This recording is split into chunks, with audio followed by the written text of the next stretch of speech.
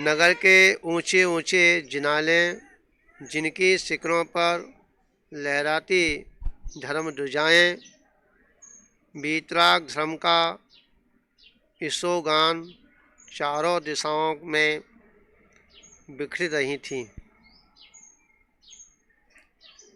और सही भी कहा है, जिस राज्य में अगर राजा धार्मिक है तो उस प्रांत का, उस देश का, उस राज्य का मंदिरों की शोभा बढ़ी ही जाती है। हमारे उत्तर प्रदेश में बाबा का राज चल रहा है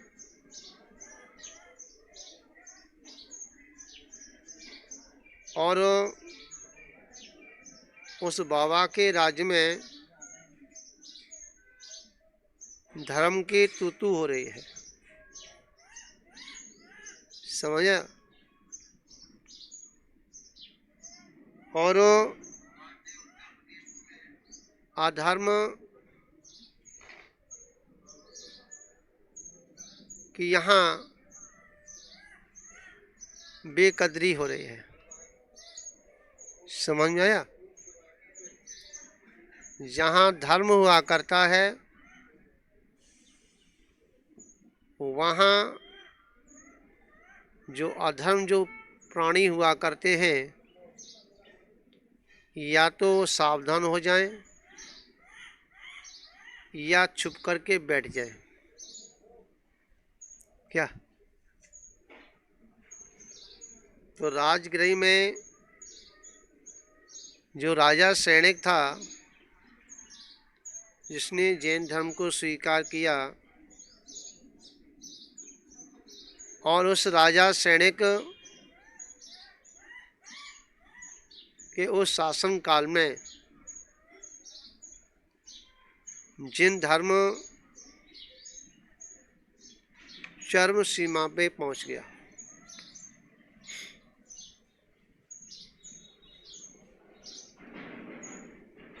प्रजा परम धर्म वात्सल्य युक्त एवं सर्वसंपन्न और न्याय प्रिय थी।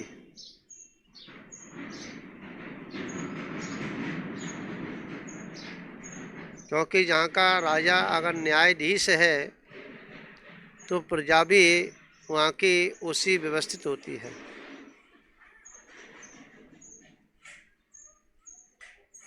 और जिस राज्य में अगर राजा सही नहीं है, परिवार सही नहीं है,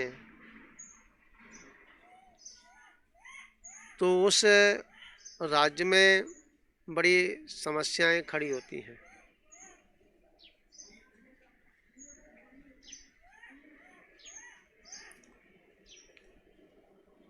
इसी राजगृह नगर में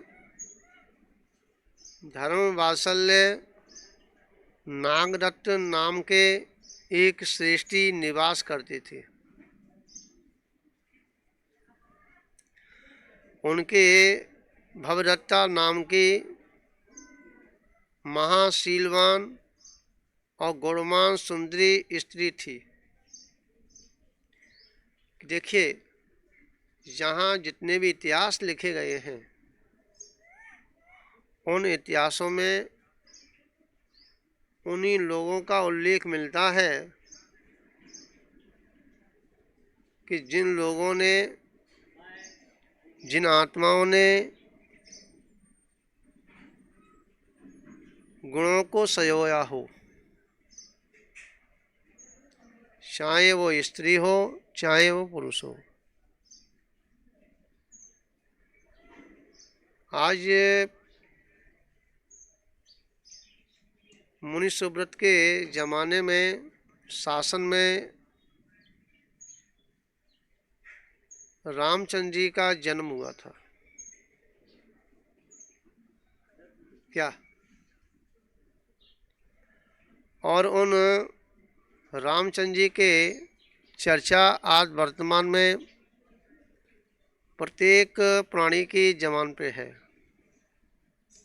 जब किसी भी समाज का हो, जब परेशानी आती है तो श्री राम कहते अरे राम मरे। क्या समझ में आया ना? मतलब आज वह राम सबके दिल में बसा है। क्यों बसा है? ऐसी राम के अंदर क्या चीज थी? समझ में आया? ऐसी उस राम के अंदर क्या विशेषता थी जो कि इतना समय निकलने पर भी आज राम हर के दिल में बसा हुआ है।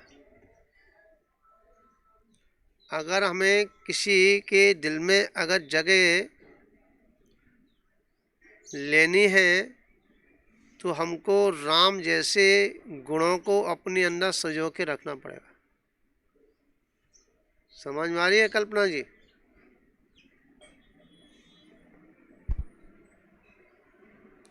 अगर हम एकमात्र एक जमान हुआ करती है तो महाभारत रच देती है। समझ में आया? और एक जमान वो हुआ करती है कि वह बिखरी हुई झाड़ू और मुट्ठी में ले लेती है। एक जमानी तो होती है।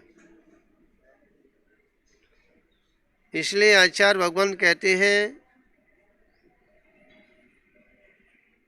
कि बाण का निकला हुआ तीर के घाव सह सकता है, परंतु जवान से निकली हुई वाणी वह चुभ जाती है, वो निकलती नहीं है।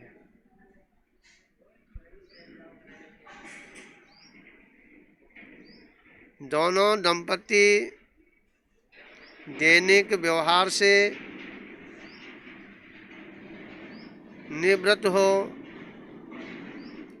से समय सामायिक स्वाध्याय पूर्वक व्यतीत करते थे। उनका जो है पूजा पाठ स्वाध्याय इत्यादि किसमें ही उनका समय अधिक निकलता था। सेठ नागदत्त का दोनों समय सर्व संसारिक कार्यों से निवृत्त होकर सामायिक करने का विशेष नियम था। क्योंकि दैनिक क्रियाचर्याएं करने के बाद फिर वह उनका विशेष यही था कि हमारे द्वारा स्वाध्याय ना छूट जाए। क्योंकि स्वाध्याय को परम तप का है। जिसके जीवन में अगर स्वाध्याय नहीं है तो वह चिंतन भी नहीं कर सकता। किसका करेगा? क्या? क्योंकि जिसे वह अन्य श्रद्धा और भक्ति से पालन करते थे, सेठानी भी उनके धर्म कार्यों में हाथ बटाकर उनकी साधक ही थी। मतलब उनकी साधना में बिगड़ नहीं डालती थी, साधना बढ़ाने में आगे रहती थी, ना कि बाधक। एक दिन दैनिक कार्यों से निवृत्त हो नागदत्त प्रतिदिन की भांति भक्तिपूर्वक शांत और एकांत स्थान में सामायिक करने बैठ गए। सेठ जी जो हैं एक स्थान पर जाकर के सामायिक करने के लिए बैठ गए।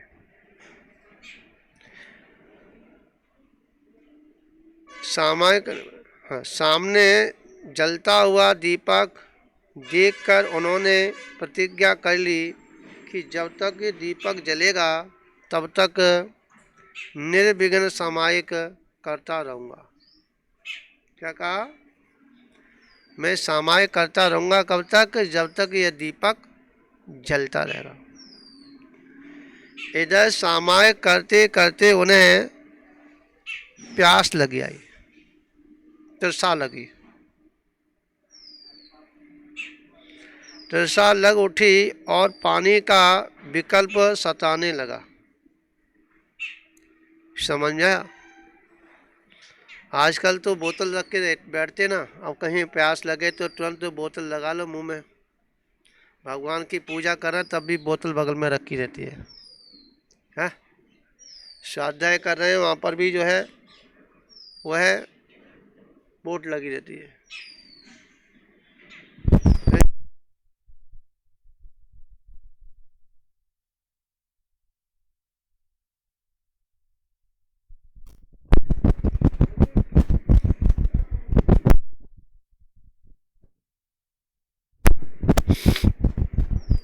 क्या है समझो?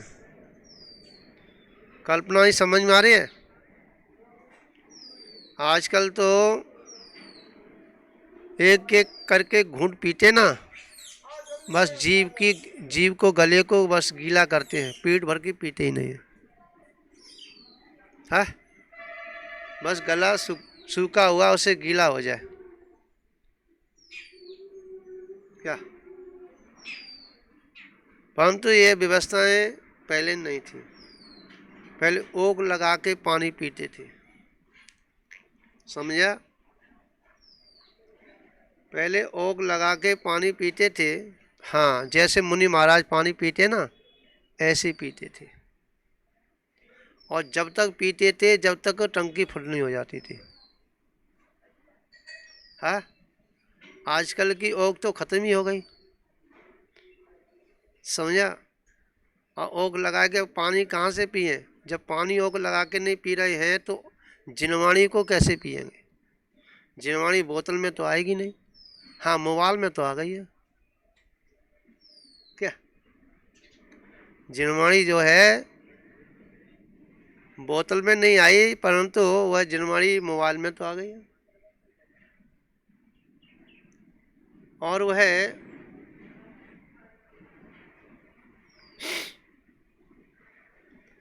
वह जिनवाणी हमारे बीच में ठीक है। मुट्ठी में जिनवाणी आ गई है, पूरा विश्व भी मिट्टी में आ गया है, धर्म भी मिट्टी में आ गया है, परंतु उस धर्म से इस आत्मा को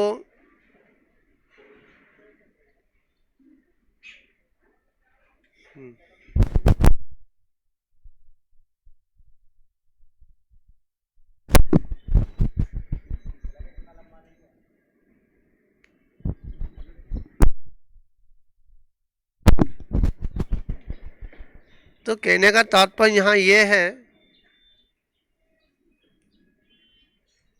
कि हम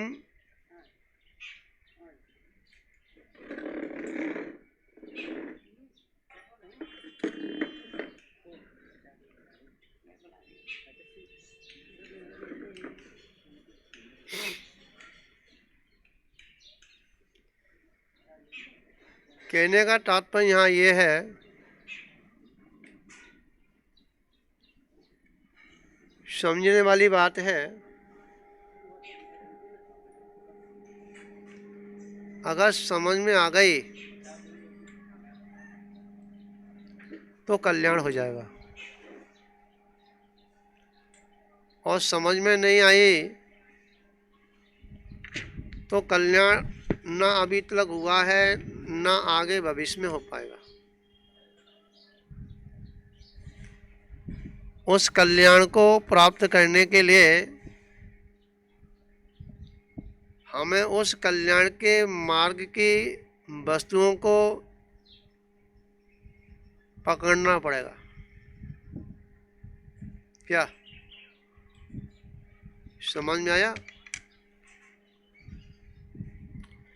तो वह सेठ जी जो हैं, प्यास बड़ी तीव्र लगी, वो बोले कि अब मुझ पे नहीं रहा जा रहा, और सेठानी भी उनकी उस साधना में विघ्न ना पड़ जाए तो उस दीपक में वह घी बढ़ाती रही। क्या चिंतामणि? क्या बढ़ाती रहे? घी बढ़ाती रहे।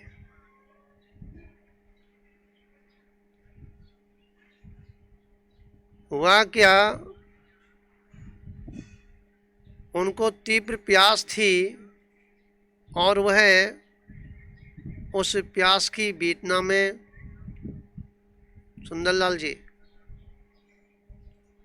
सेठ जी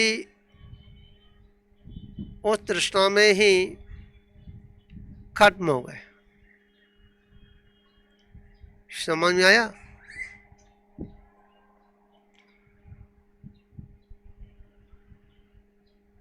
धीमे धीमे कंठ सूखने लगा, पानी की व्याकुलता होने लगी। दीपक जब टिमटिमाने लगा तो लो धीमी पड़ गई। तब सेठानी को कुछ ढेर हुआ। अरे रे, जरा सा तृषा का विकल्प साधना में बाधक बन गया। समझा? जो तृषा है, जो प्यास की वेदना है, वह साधना में बाधक बन गया। जैसी होनहार होती है वैसी ही होती है, उसे कोई भी घटा बढ़ा नहीं सकता। समझा?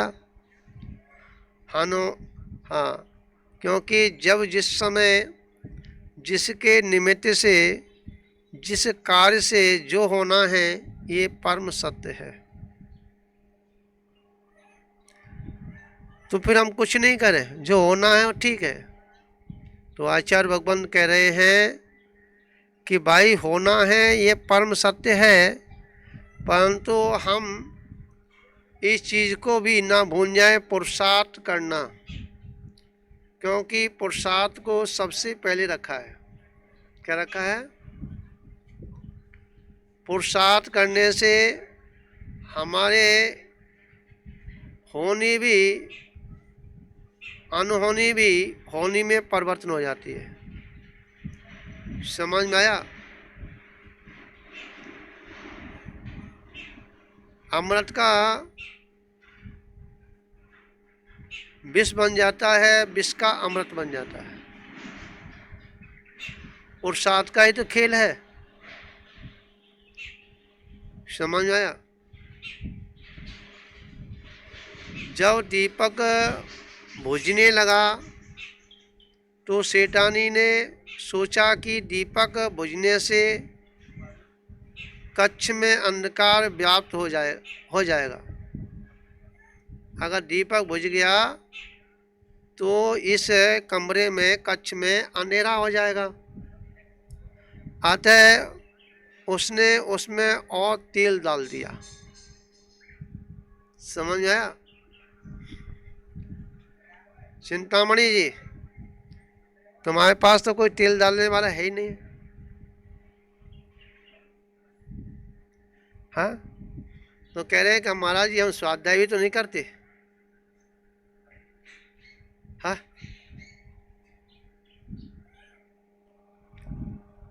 वहाँ सेठ जी के प्राण प्यास के कारण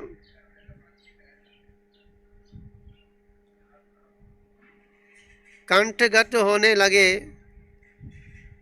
पानी की व्याकुलता ने उन्हें अधीर बना दिया। समझा? देखिए, जो वासना है वह गुलाम बना देती है। समझ में आया?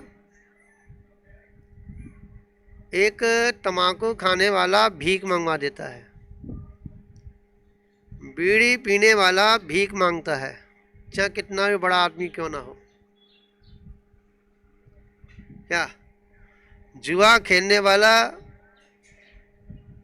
समझा, सारे अवगुण उसके अंदर समाहित हो जाते हैं। तो यहाँ कहने का तात्पर्य है, सामायिक विस्मृत हो गई और उपयोग में पानी पानी पानी घूमने लगा। क्या सामायिक तो छूट गई सुंदरलाल जी, अब वो पानी पानी मांगने लगा। स्वाध्याय छूट गई, अब स्वाध्याय में शब्दों को भूल गया क्या लिखा हुआ है जिनवाणी में, वो पानी पानी मांगने लगा। इसी समय तीव्र आर्त परिणाम पूर्वक उनके प्राण पखेरु उड़ गए। उनके क्या है, प्राण निकल गए। किनके? सेठ जी के। आवाज आ रही है? अच्छा, लड्डू बन रहे हैं, मुझे क्या मालूम, मैं तो यही समझ, आवाज नहीं आ रही। हाँ, तो कहने का तात्पर्य यहाँ ये है कि प्यास में उनके प्राण निकल गए।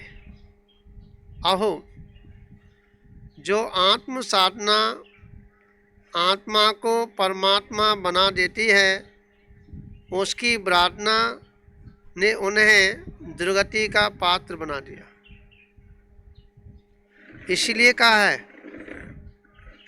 कि भैया अगर तुम साधना करने बैठे हो तो साधना करना, अगर साधना में मन नहीं लग रहा है तो वहाँ उस साधना को छोड़ देना। समझ आया? क्योंकि जितने ऊंचे से गिरेंगे उतनी ही चोट लगेगी। क्या लगेगी? समझ में आ रहा कि नहीं आ रहा? कि जितने हम ऊंचे से गिरेंगे उतनी ही चोट लगेगी। सुंदरलाल जी, नीचे से गिरेंगे तो उठ सकते हैं और ऊपर से गिरेंगे तो उठना बड़ा मुश्किल है, क्योंकि हनुमान जी जैसा शरीर तो अब किसी के पास नहीं है कि शिला खंड खंड हो जाए। समझ में आ रही है? अब वो हड्डी भी ऐसी हैं, नसें भी ऐसी हैं कि फर्श पे भी न फिसल जाएं तो कूला हाल चला जाता है। क्या चला जाता है? कूला हाथ चला जाता है। प्रतिज्ञा ने ले ली, हाँ, प्रतिज्ञा न लेने का तो दोष नहीं है। समझा? प्रतिज्ञा नहीं ली तो कोई परेशानी नहीं, परंतु प्रतिज्ञा लेने के बाद हमने उसका पालन नहीं किया। क्या नहीं किया? उसका पालन नहीं किया तो उसका दोष बहुत बड़ा है। समझ में आया? एक छोटा सा नियम भगवान महावीर बना देता है। छोटा सा नियम समझा, श्रेणिक बना देता है, और छोटा सा नियम टूटने पर समझ गया नरक निगोद में भी पहुंचा देता है। इसलिए नियम लो, परंतु नियम टूट जाए तो उसे संभाल लो, और उसमें टूटने में आराम महसूस करे तो समझो कि तेरी गति का दुर्गति में परिवर्तन हो गया।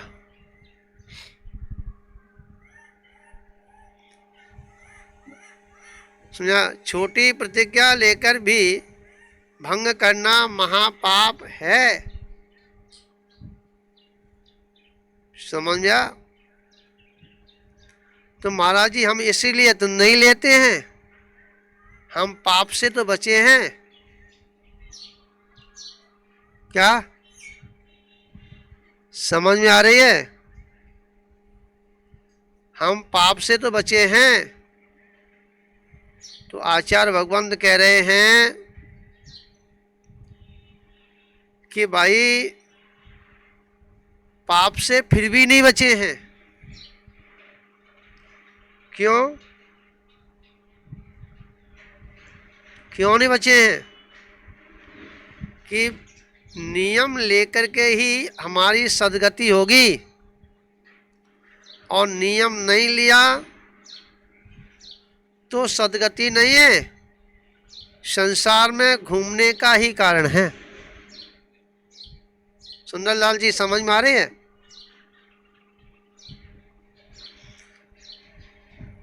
धर्म तो सूरवीरों की साधना है। धर्म कोई कार्यों का नहीं, धर्म तो सूरवीरों का है, क्षत्रियों का है, वेश्यों का नहीं। वेश्य तो पेट के खातिर धर्म को बेच देते हैं। समझ में आया सुंदरलाल जी?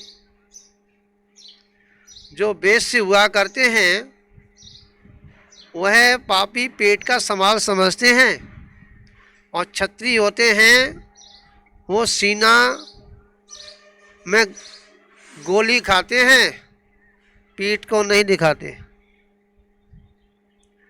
तो धर्म जो है सूरवीरों का है। समझ में आया?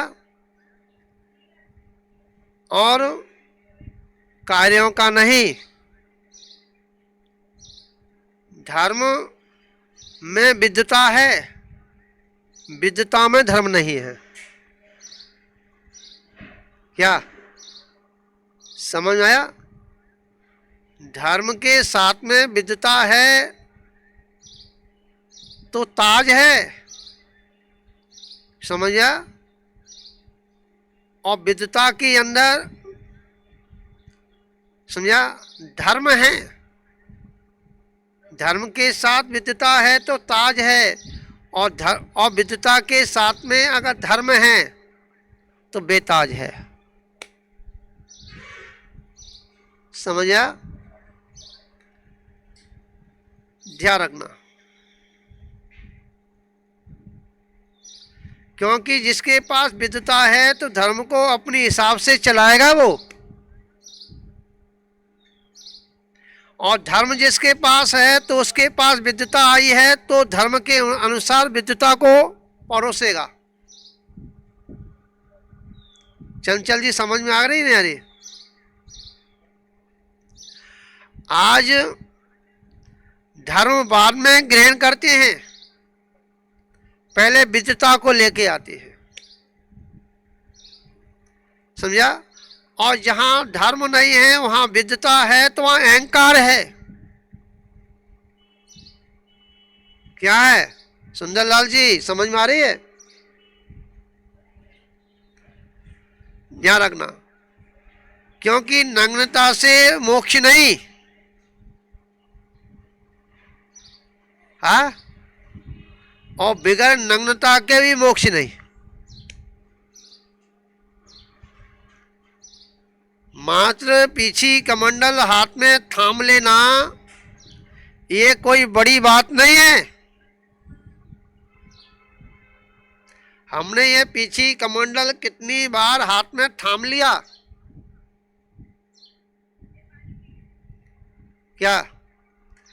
परंतु पीछी कमंडल हाथ में आने के बाद में, सारी विपत्ताएं आने के बाद में, उपसर्ग होने के बाद में समता परिणामों से उनको झेल लेना, संभाल लेना, यह महत्वता की बात है। आगे समझ में नहीं आया? समझा? फिर तो ये एक बात रहेगी, मैं आपको बता दूं। काक पड़ा है पिंजड़ा, पड़ गए चारों वेद, और जब सुध आई कुटुम की तो रहे वे के वे। समझ आया? ध्यान रखना कि हम कितना भी पढ़ ले, पर पढ़ने के साथ में गुणे नहीं हो तो तुम्हारा कोई भी उस पढ़े का महत्व तुम्हारे जीवन में नहीं है। मोक्ष मार्ग में पढ़ने की आवश्यकता नहीं, समझा? गुणों को सजोने की आवश्यकता है। आज हम जिनवाणी को सजो रहे हैं परंतु गुणों को नहीं सजो रहे। क्या सुंदरलाल जी? हम जिनवाणियों को लेकर के हम, समझा, टीला बना रहे हैं, पहाड़ बना रहे हैं, परंतु हमने एक भी उस जिनवाणी के एक भी वाक्य का हमने गुणों को अपने सजो करके पहाड़ नहीं बनाया। समझा? एक बिंदु भी हमारे अंतरंग में नहीं गई तो आचार्य भगवान कह रहे हैं कि भैया इससे बढ़िया तो ये था कि तू पढ़ता ही नहीं तो अच्छा था। क्या समझा? आज हम पीएचडी करने के लिए तुले हुए हैं, परंतु हम पीएचडी में जो लिखा हुआ है उसे पीने के लिए नहीं, हम पीछे हटे हुए हैं। सुंदरलाल जी, पीएचडी करेंगे, पीएचडी करेंगे, पीएचडी करेंगे, हम शास्त्री बनेंगे, हम विद्वान बनेंगे। ध्यान रखना, समझ में आया? विद्वान बनना एक अलग है, समझा, और विद्वान होना एक अलग है। बनने की लाइन में तो बहुत लगे हैं, पर हम विद्वान बनते बहुत कम लोग हैं। समझ में आया? खाली पुस्तकों को कंठस्थ करने से काम नहीं चलने वाला। समझ में आया? अपने उपयोग को जिनवाणी में लगाने से काम चलेगा। हम पढ़ रहे हैं, पढ़ने पर पीएचडी कर रहे हैं, हम अपने गुणों से पीएचडी नहीं कर रहे। और जब तक हम अपने गुणों से पीएचडी नहीं करेंगे तो हम अपनी भूल नहीं निकाल सकते। दूसरों की भूल निकालने के लिए हमारे पास पीएचडी है। डॉक्टर हुआ करता है, डॉक्टर दूसरे को तो इलाज करके उसकी हड्डी को जोड़ सकता है, और अपनी हड्डी टूट जाए तो अपनी हड्डी को वह स्वयं नहीं जोड़ सकता। सुंदरलाल जी, समझ में आया? इसी प्रकार से आज हम पीएचडी जो कर रहे हैं या हम साधु बन रहे हैं, पीछी कमंडल धारण कर रहे हैं, या हम श्रावक बन रहे हैं, हम दूसरे को दिखाने के लिए, दूसरे को रिझाने के लिए, हाँ, हम ये सब कुछ बन रहे हैं। या परंतु ऐसे बनने से काम नहीं, ऐसे हमने पीछे ली है तो उस रूप हमें होना पड़ेगा, तभी उसकी शोभा है। समझा? हम कथाएं बहुत पढ़ लेते हैं, कल भी कथा हमने की थी। ब्रह्मकलाल जी ने हंसी हंसी में और जो है मुनि बन गए। समझ में आया? मुनि बनना अलग है, मुनि होना अलग है। 6 महीने उन्होंने मुनि बनने के लिए अभ्यास किया, तब मुनि हो गए। सुंदरलाल जी, हाँ, जो व्यक्ति घर से नहीं सुधरा तो बाहर में भी सुधर नहीं सकता, ध्यान रखना। क्या? जिसने अपने घर को नहीं चला पाया तो दूसरे को घर को भी वह नहीं चला सकता, ये गारंटी है।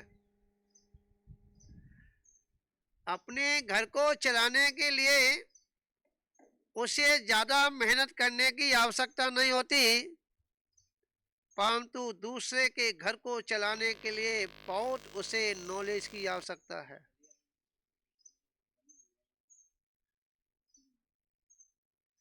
दूसरे को जीने के लिए हम जी रहे हैं, इससे कोई बहादुरी नहीं। सुंदरलाल जी, हम अपने लिए जिए तो दूसरा जी जाएगा, ये परम सत्य है। हम क्या कर रहे हैं? हम दूसरे के लिए जान दे रहे हैं, समझा? अपने लिए कुछ नहीं कर रहे। तो आचार्य भगवान कह रहे हैं कि तेरा पतन के अलावा दूसरा कोई दूसरा औचित्य नहीं है।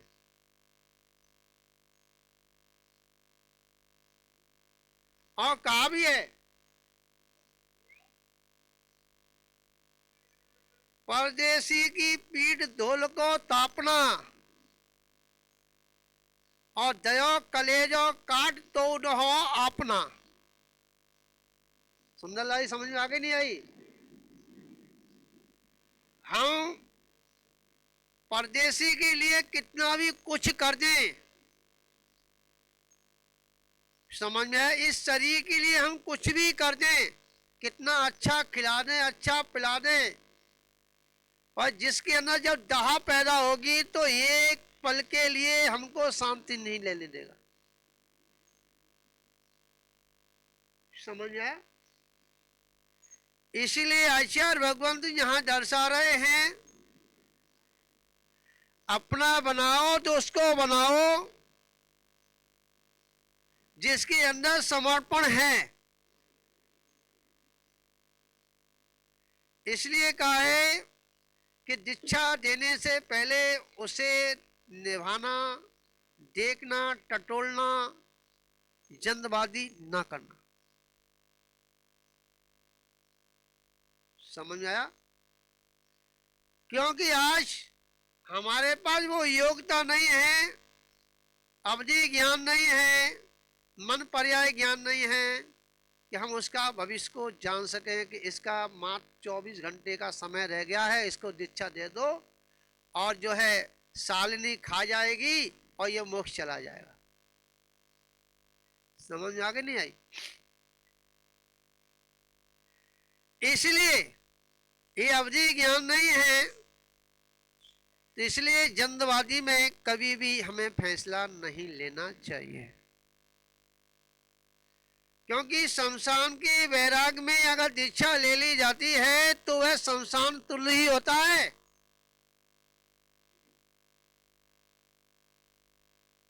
क्या होता है? सुंदरलाल जी, समझ में आ रही है आपकी? नहीं आ रही?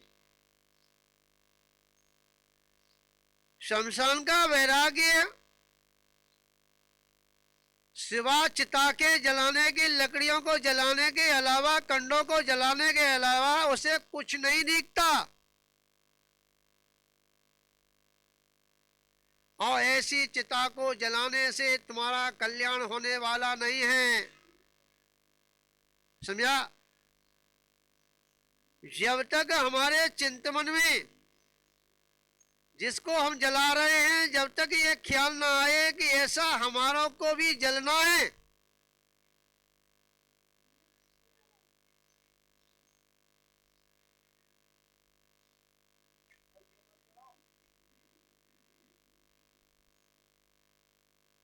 समझ में आया?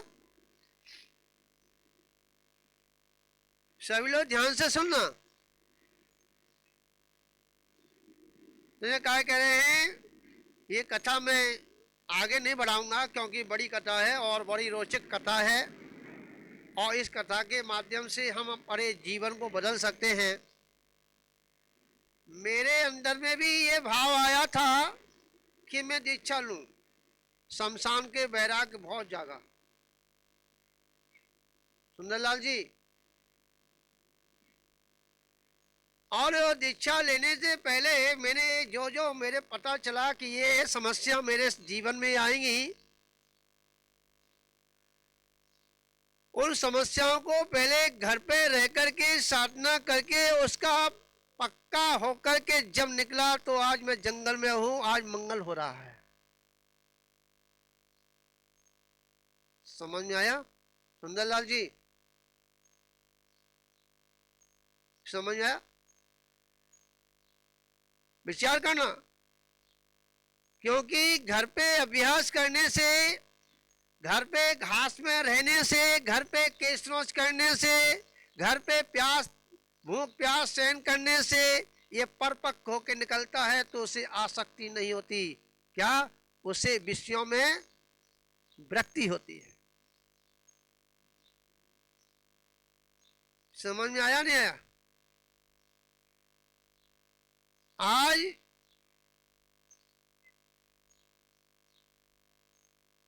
जो बिगड़ सोचे विचारे कार्य कर देते हैं उनको पछताना पड़ता है। तो हमें ऐसा कार्य नहीं करना, क्योंकि समय हो चुका है और जिन लोगों की जॉब चल रही है उन सभी के अभी नाम भी हमें बोलने हैं। जॉब तो हो चुकी है और उस जॉब के लिए उस आप लोग सभी तैयार रहें।